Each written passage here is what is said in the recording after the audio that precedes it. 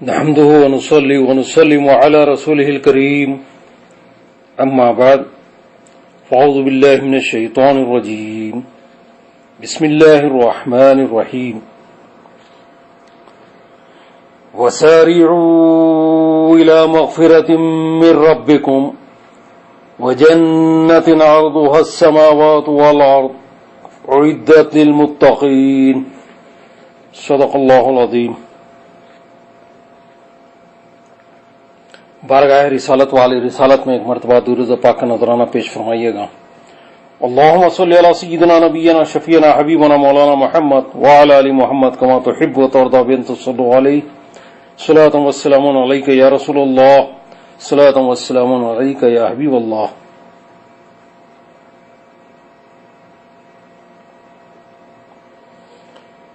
وسارعوا الی مغفرۃ من ربکم. اللہ تبارک و تعالیٰ ارشاد فرماتا ہے اور اپنے پروردگار کی مغفرت کے حصول کی طرف وہ جنت عرضها السماوات والارض، اور اس جنت کی طرف جس کی چوڑائی آسمانوں اور زمین کے برابر ہے. جلدی کرو. اعدت للمتقین، جو متقیوں کے لیے تیار کی گئی ہے. اللہ تبارک و تعالیٰ کی جنت جو متقیوں کے لیے تیار کی گئی، اس کے حصول کے لیے جلدی کرو، تیزی دکھاؤ. اس آیت طیبہ میں اللہ تبارک و تعالیٰ یہ حکم فرما رہا ہے کہ ان اسباب کو تلاش کرنے میں جلدی کرو جو تمہارے پروردگار کی بخشش اور جنت تک پہنچانے کا باعث بنتے ہیں. جس طرح اپنے گناہوں پر ندامت کے آنسو بہانا، سچے دل سے توبہ کرنا اور استغفار کرنا یہ گناہوں کی بخشش اور مغفرت کا ذریعہ ہوتے ہیں، درجات کی بلندی اور برکات کے حصول کا باعث بنتے ہیں، اسی طرح اعمال بھی جنت کی ابدی نعمتوں کے پانے اور بخشش کے حصول کا ذریعہ بن سکتے ہیں. اسی لیے علماء کرام نے اس آیت طیبہ کے معنی اور تفسیر بیان کرنے میں اپنے ذوق اور عمل کا مظاہرہ کیا ہے. امام بیضاوی رحمۃ اللہ علیہ فرماتے ہیں کہ مغفرۃ من ربکم کی طرف جلدی کرنے سے مراد ان اعمال کو اپنانے کا حکم ہے جو بخشش اور وسیع تر جنت کے حصول کا باعث بن سکتے ہیں. یعنی وہ اعمال جس کے ذریعے سے آپ جنت حاصل کر سکتے ہیں. بخشش ہو سکتی ہے آپ کے اعمال کی وجہ سے، یعنی نیک اعمال جو ہے جس کے سبب آپ کی مغفرت ہو سکتی ہے، بخشش ہو سکتی ہے اور جنت کا حصول ہو سکتا ہے، وہ اعمال کو اختیار کرو. رجب شریف کا مہینہ، ماہ رجب، ان اسباب میں سے ہے جو بندے مومن کے گناہوں کی بخشش کا باعث بنتے ہیں. اس مہینے کے اعمال جو ہوتے ہیں ماہ رجب کے، اس سے کیا ہوتا ہے؟ مومن کے گناہوں کی بخشش کا باعث بنتے ہیں اور جن کو اپنانے پر اجر عظیم حاصل ہوتا ہے بشرطے وہ فرائض پابندی سے ادا کرتا رہے. فرائض کی پابندی کے بعد نوافل ہوتے ہیں. نوافل فرائض کے بغیر نہیں. نوافل کی کثرت جو ہے اللہ کا تقرب کا ذریعہ ہے. اللہ کا مقرب جو بنتے ہیں نوافل کی کثرت سے. اور نوافل کب ممکن ہے؟ پہلے فرائض ادا کریں، واجبات ادا کریں، سنتیں ادا کریں، اس کے بعد نوافل کا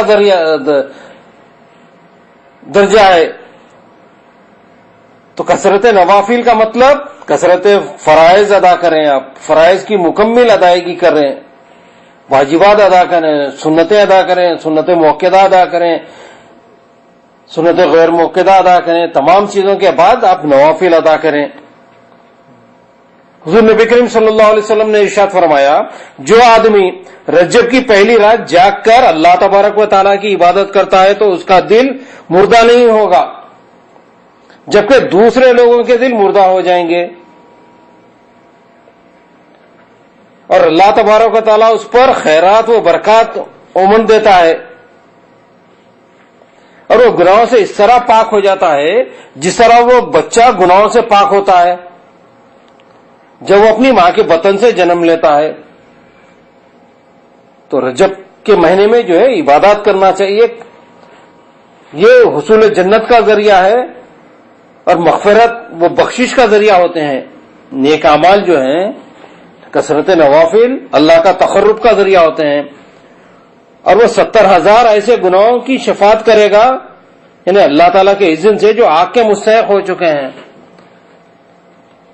اس ماہ میں عبادت کرنے کے سبب جس طرح ماہ رجب میں رات کی عبادت کرنا گناہوں کی بخشش اور دوزخ سے آزادی کا باعث بنتی ہے، اسی طرح اس کے دن کا روزہ رکھنا بھی بے شمار برکتوں اور سعادتوں کا باعث بنتا ہے. حضور نبی کریم صلی اللہ علیہ وسلم سے روایت کیا گیا ہے کہ آپ نے فرمایا کہ زبدۃ الواعظین میں لکھا ہے کہ بے شک رجب اللہ تبارک و تعالیٰ کا مہینہ ہے، جو اس میں ایمان اور ثواب کے حصول کے لیے ایک روزہ رکھے گا وہ اللہ تبارک و تعالیٰ کی سب سے بڑی خوشنودی کا مستحق بنا دیا جائے گا، اور جو رجب کے 2 روزے رکھے گا اسے اللہ کی طرف سے ایسی کرامت اور شرافت حاصل ہوگی جس کو اہل آسمان اور زمین بیان کرنے سے قاصر ہیں. اور جس نے رجب کے 3 روزے رکھے تو اسے دنیا کی ہر آزمائش اور آخرت کے عذاب، جنون، جزام، بارڈز اور دجال کے فتنے سے بچا لیا جائے گا. تو اس مہینے میں کثرت سے عبادات کریں، رات میں عبادات کریں، دن میں روزے رکھیں. اور جس نے اس ماہ کے 7 روزے رکھے اس پر جہنم کے 7 دروازے بند کر دیے جائیں گے، اور اس ماہ میں 8 روزے رکھنے والے کے لیے جنت کے 8 دروازے کھول دیے جائیں گے. اور جو اس ماہ کے 10 روزے رکھے گا تو وہ اللہ تعالیٰ سے جو مانگے گا وہ اسے عطا کر دیا جائے گا. اور جس نے اس ماہ کے 15 روزے رکھے اس کے سابقہ تمام گناہ اللہ تعالیٰ معاف فرما دے گا اور اس کے گناہوں کو نیکیوں سے بدل دے گا. اور اس ماہ میں کوئی جتنے زیادہ روزے رکھے گا اس کے اجر میں اللہ تعالیٰ اتنا ہی فرض اضافہ عطا کر دے گا، بشرطے تمام باقی فرائض ادا کرتا رہے. فرائض ادا کریں، یہ نوافل ہیں، فرائض، واجبات، سنتیں سب ادا کریں. اس کے بعد آپ یہ نوافل کی طرف جائیں، آپ کثرت سے روزے رہیں، رجب کے مہینے میں عبادت کریں. تو انشاءاللہ اس کے برکات سے اللہ تبارک و تعالیٰ آپ کی مغفرت فرمائے گا، آپ کے گناہوں کو معاف فرما دے گا. حصول جنت اللہ کی عبادت کے ذریعے سے ہوتی ہے. اللہ کی عبادت، روزے، نماز، زکوٰۃ، حج، پورے اعمال خیر جو ہے اس کی ادائیگی یہ بخشش و مغفرت کا سبب ہوتی ہے. اس ماہ مقدس کے روزوں کی برکات کے متعلق ایک اور روایت سن لیجئے جو سیدنا صدیق اکبر رضی اللہ تعالیٰ عنہ سے روایت کی گئی ہے کہ سیدنا صدیق اکبر رضی اللہ تعالیٰ عنہ فرماتے ہیں رجب کے پہلے جمعے کی رات کا جب تیسرا حصہ گزر جاتا ہے تو آسمان اور زمین کے تمام ملائکہ خانہ کعبہ میں جمع ہوتے ہیں. اللہ تعالیٰ انہیں دیکھ کر فرماتا ہے اے میرے ملائکہ جو چاہتے ہو مانگو تمہیں عطا کیا جائے گا. وہ عرض کرتے ہیں کہ اے ہمارے پروردگار ہماری التجا یہ ہے کہ تو اس آدمی کے گناہ معاف کر دے جو ماہ رجب میں روزہ رکھتا ہے. تو اللہ تبارک و تعالیٰ فرماتا ہے کہ میں نے ان کو معاف کر دیا. یہ زبدۃ الواعظین میں لکھا ہے. تو یہ فرشتوں کی دعا ہے اس شخص کے لیے جو ماہ رجب میں روزہ رکھتا ہے. تو معصوم فرشتے اللہ سے التجا کر رہے ہیں، اللہ سے سفارش کر رہے ہیں اس کے لیے جو ماہ رجب میں روزہ رکھتا ہے. تو اس مہینے میں روزہ رکھنے کی بہت بڑی فضیلت ہے. ام المومنین سیدہ عائشہ صدیقہ رضی اللہ تعالیٰ عنہ روایت کرتی ہیں کہ حضور نبی کریم صلی اللہ علیہ وسلم نے فرمایا قیامت کے دن تمام لوگ بھوکے ہوں گے سوائے انبیاء کرام اور ان کی اہل بیت اور شعبان، رجب اور رمضان المبارک کے روزے رکھنے والوں کے. یعنی شعبان، رمضان، رجب، شعبان، رمضان یہ 3 مبارک مہینوں کے روزے رکھنے والے جو رہیں گے وہ قیامت کے دن بھوکے نہیں رہیں گے کیونکہ وہ اس طرح سیر ہوں گے کہ انہیں بھوک اور پیاس نہیں ستائے گی. رونق المجالس ایک بہت ہی اہم اور مشہور کتاب ہے، اس کتاب میں یہ بیان کیا گیا ہے. مجالس الابرار میں حضور نبی کریم صلی اللہ علیہ وسلم سے ایک روایت نقل کی گئی ہے جس میں رجب شریف کے مہینے میں درود شریف پڑھنے کا خصوصی ثواب حاصل ہوتا ہے. درود شریف کثرت سے ہر وقت پڑھنا چاہیے. ہر مہینے میں اٹھتے چلتے پھرتے آپ بارگاہ رسالت میں آپ صلی اللہ علیہ وسلم میں درود پڑھنا چاہیے. آقا خود آپ کے درود کو سنتے ہیں اور ملائکہ پہنچاتے ہیں. اہتمام کے ذریعے ملائکہ پہنچاتے ہیں، فرشتے پہنچاتے ہیں، لیکن بذات خود حضور نبی کریم صلی اللہ علیہ وسلم میں آپ کے درود کو سنتے ہیں اور درود کا جواب دیتے ہیں، اور جو صلاۃ و سلام عرض کرتا ہے اس کا جواب مرحمت فرماتے ہیں. حضور نبی کریم صلی اللہ علیہ وسلم نے ارشاد فرمایا کہ معراج کی رات میں نے ایک ایسی نہر دیکھی جس کا پانی شہد سے زیادہ میٹھا، برف سے زیادہ ٹھنڈا اور کستوری سے زیادہ خوشبودار ہے. میں نے جبرائیل سے پوچھا یہ نہر کس کے لیے ہے؟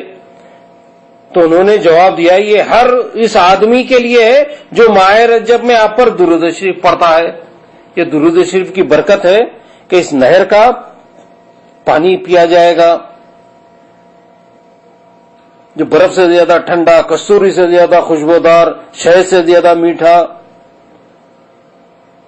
تو ماہ رجب میں روزے کی فضیلت ہے.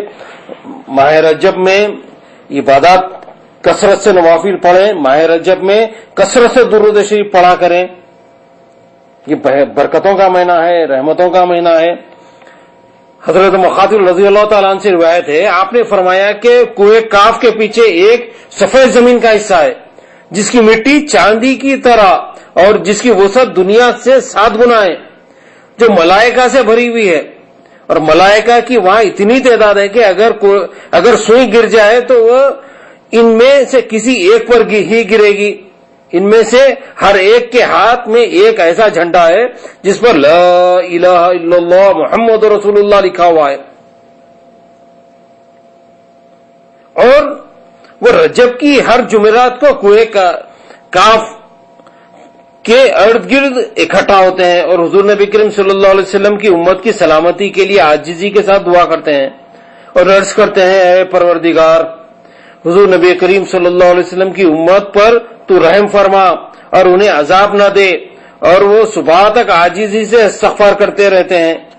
تو اللہ تبارک و تعالیٰ ارشاد فرماتا ہے اے میرے ملائکہ، مجھے اپنی عزت اور جلال کی قسم میں نے ان تمام کو بخش دیا ہے. مجالس الابرار میں لکھا ہے یہ ملائکہ جو ہے حضور نبی کریم صلی اللہ علیہ وسلم کی خوشنودی کے لیے، آپ کی امت کے لیے دعائیں کرتے ہیں. مقصود کیا ہے ان کا؟ حضور نبی کریم صلی اللہ علیہ وسلم کی خوشنودی حاصل کرنا ہے. معصوم ملائکہ جو ہے فرشتے حضور نبی کریم صلی اللہ علیہ وسلم کی خوشنودی حاصل کرنے کے لیے آپ کی امت کے لیے دعائیں دیتے ہیں.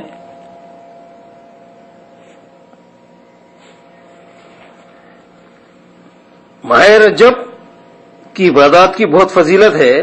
اخلاص کے ساتھ کی جانے والی عبادت خواہ کسی وقت اور کسی مہینے میں کی جائے اللہ تعالیٰ کی بارگاہ میں مقبول ہوتی ہے.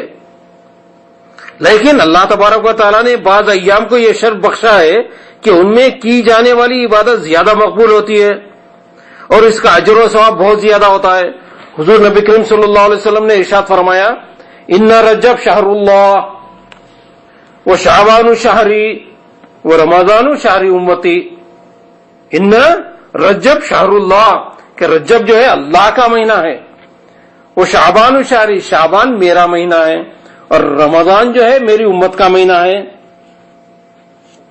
یعنی رجب اللہ کی بخشش کا مہینہ ہے. اللہ تعالیٰ اس مہینے میں کثرت سے بخشتا ہے مخلوق کو. اور شعبان حضور نبی کریم صلی اللہ علیہ وسلم کی التجاؤں کو قبول کرنے کا مہینہ ہے. اور رمضان ان المبارک امت کے گناہوں کی بخشش کا مہینہ ہے.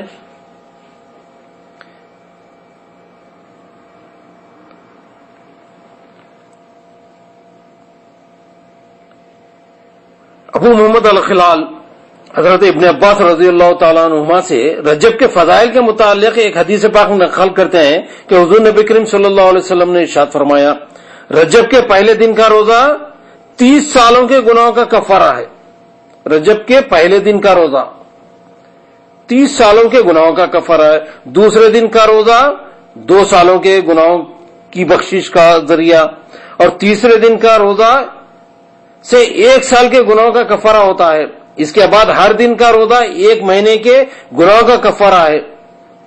حضرت ابو ہریرہ رضی اللہ تعالیٰ عنہ فرماتے ہیں کہ حضور نبی کریم صلی اللہ علیہ وسلم رمضان شریف کے بعد رجب اور شعبان کے سوا کسی مہینے میں بھی روزے نہیں رکھتے تھے. یعنی کثرت سے جو آپ روزے رکھتے تھے حضور نبی کریم صلی اللہ علیہ وسلم رجب میں اور شعبان میں کثرت سے روزے رہتے تھے.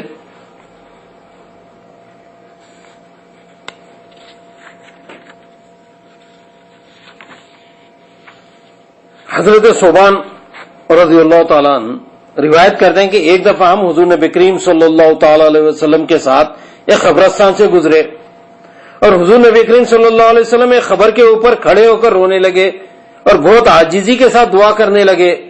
میں نے رونے اور دعا کرنے کا سبب دریافت کیا تو آپ نے فرمایا کہ اے صوبان، اس قبر میں مدفون لوگوں کو ان کی قبروں میں عذاب دیا جا رہا ہے، اور میں ان کی بخشش کے لیے رب تبارک و تعالیٰ کی بارگاہ میں عرض کر رہا تھا تو اللہ تبارک و تعالیٰ نے کرم فرماتے ہوئے ان کے عذاب میں تخفیف فرما دی ہے.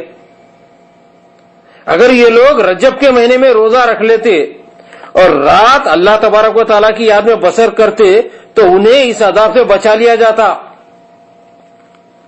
تو یہ ماہ رجب کے روزے کی اور رات کی عبادت کی فضیلت بتانا مقصود ہے. تو حضرت صوبان نے عرض کیا، اے اللہ کے رسول صلی اللہ علیہ وسلم، کیا 1 دن کا روزہ اور 1 رات کا قیام عذاب قبر سے نجات کا باعث بن جاتا ہے؟ تو حضور نبی کریم صلی اللہ علیہ وسلم نے فرمایا، مجھے اس ذات پاک کی قسم ہے جس نے مجھے نبی برحق بنا کر بھیجا ہے، کوئی مسلمان مرد یا عورت فرائض کے ادا کرنے کے ساتھ ساتھ رجب کے مہینے کا 1 روزہ رکھ لے اور رات کو قیام کر لے اور اس سے ان کا مقصد محض اللہ تبارک و تعالیٰ کو راضی کرنا ہو تو اللہ تعالیٰ 1000 سال کی عبادت کا ثواب ان کے اعمال نامے میں لکھنے کا حکم دے دیتا ہے. تو اللہ تعالیٰ یوتی من یشاء بغیر حساب ہے. وہاں اللہ سے کوئی حساب کتاب نہیں ہے. وہاں پر جس کو چاہتا ہے بخش دیتا ہے اور جس کو چاہتا ہے عذاب دیتا ہے. یغفر لمن یشاء و یعذب من یشاء ہے. وہاں جس کو چاہتا ہے اپنے فضل سے دے دیتا ہے، اور یوتی من یشاء بغیر حساب ہے، بغیر حساب کتاب کے اللہ تعالیٰ عطا فرما دیتا ہے. وہاں حساب نہیں، بے حساب ہے. وہاں پر